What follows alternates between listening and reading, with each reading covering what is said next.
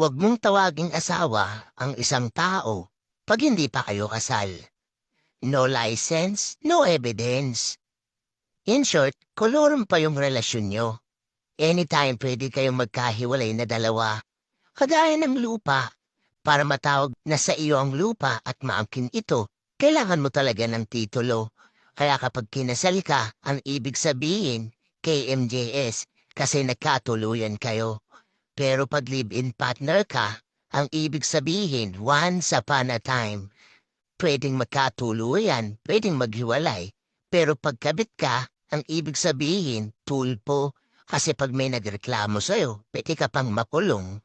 Pero pag iniwan ka, ang ibig sabihin, suko.